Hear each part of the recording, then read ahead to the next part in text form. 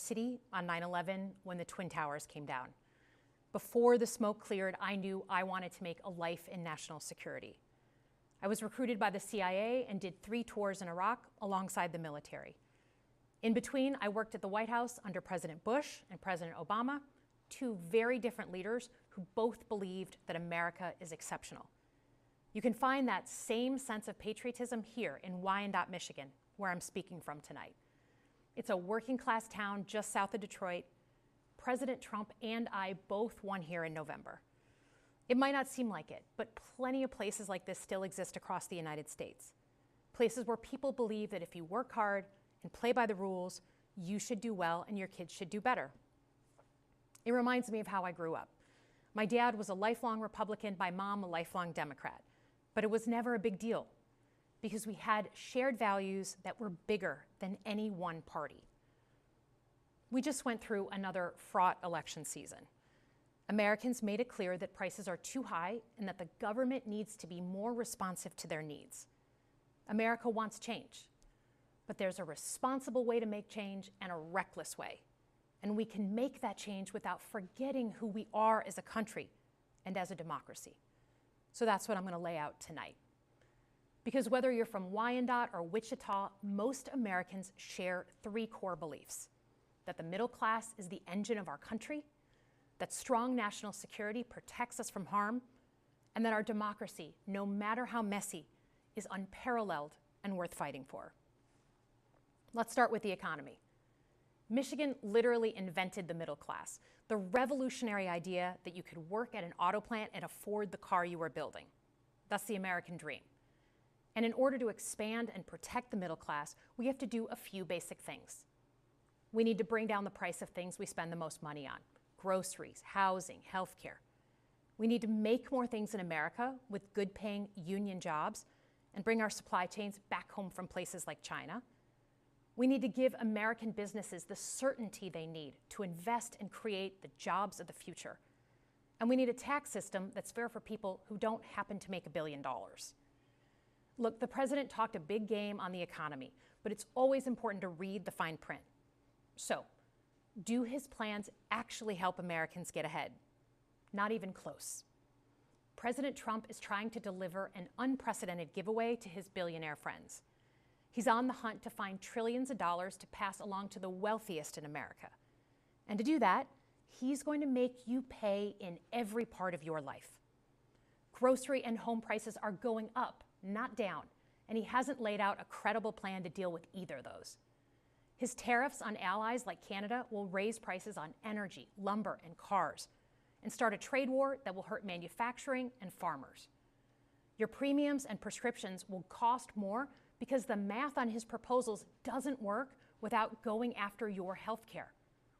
Meanwhile, for those keeping score, the national debt is going up, not down. And if he's not careful, he could walk us right into a recession. And one more thing.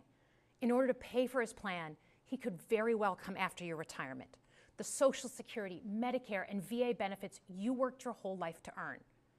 The president claims he won't, but Elon Musk just called Social Security the biggest Ponzi scheme of all time. While we're on the subject of Elon Musk, is there anyone in America who is comfortable with him and his gang of 20-year-olds using their own computer servers to poke through your tax returns, your health information, and your bank accounts? No oversight, no protections against cyber attack, no guardrails on what they do with your private data. We need a more efficient government. You want to cut waste? I'll help you do it. But change doesn't need to be chaotic or make us less safe. The mindless firing of people who work to protect our nuclear weapons, keep our planes from crashing, and conduct the research that finds the cure for cancer, only to rehire them 2 days later, no CEO in America could do that without being summarily fired. Okay, so we've talked about economic security. How about national security? Let's start with the border. As someone who spent my whole career protecting our homeland, every country deserves to know who and what is coming across its border. Period. Democrats and Republicans should all be for that. But securing the border without actually fixing our broken immigration system is dealing with the symptom and not the disease. America is a nation of immigrants. We need a functional system keyed to the needs of our economy that allows vetted people to come and work here legally. So I look forward to the president's plan on that. Because here's the thing, today's world is deeply interconnected. Migration, cyber threats, AI, environmental destruction, terrorism. One nation cannot face these issues alone. We need friends in all corners, and our safety depends on it. President Trump loves to say peace through strength. That's actually a line he stole from Ronald Reagan. But let me tell you, after the spectacle that just took place in the Oval Office last week, Reagan must be rolling in his grave. We all want an end to the war in Ukraine, but Reagan understood that true strength required America to combine our military and economic might with moral clarity.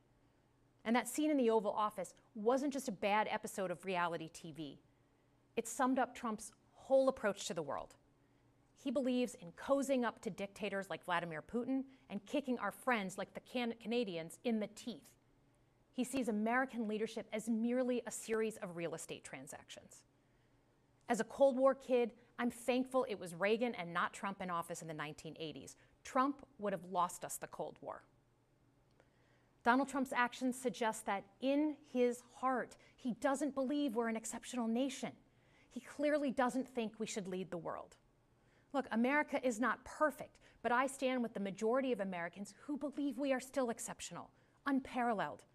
And I would rather have American leadership over Chinese or Russian leadership any day of the week. Because for generations, America has offered something better. Our security and our prosperity, yes, but our democracy, our very system of government, has been the aspiration of the world. And right now, it's at risk. It's at risk when the president decides you can pick and choose what rules you want to follow, when he ignores court orders and the Constitution itself, or when elected leaders stand by and just let it happen. But it's also at risk when the president pits Americans against each other, when he demonizes those who are different and tells certain people they shouldn't be included. Because America is not just a patch of land between two oceans. We are more than that. Generations have fought and died to secure the fundamental rights that define us. Those rights and the fight for them make us who we are. We're a nation of strivers, risk takers, innovators, and we are never satisfied. That is America's superpower. And look, I've lived and worked in many countries. I've seen democracies flicker out. I've seen what life is like when a government is rigged. You can't open a business without paying off a corrupt official. You can't criticize the guys in charge without getting a knock at the door in the middle of the night. So as much as we need to make our government more responsive to our lives today, don't for one moment fool yourself that democracy isn't precious and worth saving. But how do we actually do that? I know a lot of you have been asking that question. First, don't tune out. It's easy to be exhausted, but America needs you now more than ever. If previous generations had not fought for this democracy, where would we be today? Second, hold your elected officials, including me, accountable. Watch how they're voting. Go to town halls and demand they take action. That's as American as apple pie. Third, organize. Pick just one issue you're passionate about and engage. And doom scrolling doesn't count. Join a group that cares about your issue and act. And if you can't find one, start one. Some of the most important movements in our history have come from the bottom up. In closing, we all know that our country is going through something right now. We're not sure what the next day is going to hold, let alone the next decade. But this isn't the first time we've experienced significant and tumultuous change as a country. I'm a student of history, and we've gone through periods of political instability before. And ultimately, we've chosen to keep changing this country for the better. But every single time, we've only gotten through those moments because of two things: engaged citizens and principled leaders. Engaged citizens who do a little bit more than they're used to doing to fight for the things that they care about, and principled leaders who are ready to receive the ball and do something about it. So thank you tonight for caring about your country. Just by watching, you qualify as engaged citizens. And I promise that I and my fellow Democrats will do everything in our power to be the principled leaders that you deserve. Good night, everyone.